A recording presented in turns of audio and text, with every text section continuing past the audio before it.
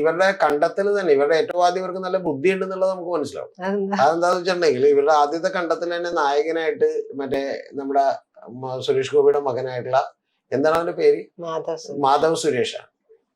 ഈ മാധവ് സുരേഷ സിനിമ ഞാൻ ഇതുവരെ ഒരെണ്ണം കാണാൻ വേണ്ടി ശ്രമിച്ചു. അത് OTT വന്നിട്ടുണ്ട്, ആദ്യത്തെ സിനിമ.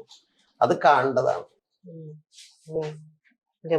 അത് കണ്ടിട്ട് ഞാൻ ജീവിച്ചിരിക്കുന്നല്ലോ എന്നുള്ളതാണ് എന്റെ അത്ഭുതം. കാരണം എന്താ വെച്ചാൽ ഞാൻ 21ാമത്തെ നിലയിൽ അത് കാണുമ്പോൾ തന്നെ ചാടി ആത്മഹത്യ ചെയ്യണമെന്ന് വിചാരിക്കും.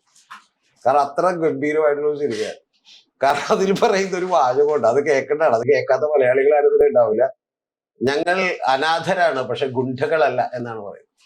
ഏത് വളരെ സെന്റിമെന്റൽ ആയിട്ടുള്ള ഒരു സീനില് വില്ലനെ കൊല്ലാതെ വിടുകയാണ്. വില്ലനെ കൊല്ലാതെ വിടുമ്പോഴെന്ന് പറഞ്ഞാൽ എന്തിനാണ് കൊന്നിട്ട് ഇനി ഈ കൊച്ചും അനാഥനായി വളരാനോ എന്നാണ് ചോദിക്കുന്നത്. അതായത് വില്ലനെ കൊല്ലാൻ വേണ്ടി വില്ലന്റെ ഭാര്യ ഒരു പെൺകുട്ടിയെ പ്രസവിച്ചു എന്ന് പറഞ്ഞാൽ മെസ്സേജ് കിട്ടുകയാണ്. അപ്പോഴാണ് ഈ പറഞ്ഞ ഡയലോഗ്, ആ ഡയലോഗ് ഡെലിവറി ഒക്കെ കേൾക്കേണ്ടതാണ്.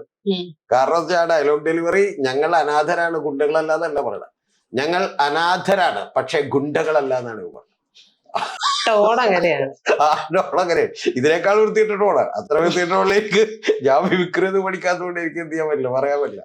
അപ്പൊ അതുപോലെയുള്ള അതിഗംഭീരമായിട്ടുള്ള അഭിനയോട് എന്ത് ചെയ്തു, അതിന്റെ ഒരു ശരിക്കും പറഞ്ഞ ഒരു കോമഡി കണ്ടിട്ട് ഞാൻ ചിരിച്ചിരിച്ച് വണ്ടി പോയി. അപ്പൊ അവനെ വെച്ചിട്ടാണ് ഈ സിനിമ എടുത്തേക്കണം.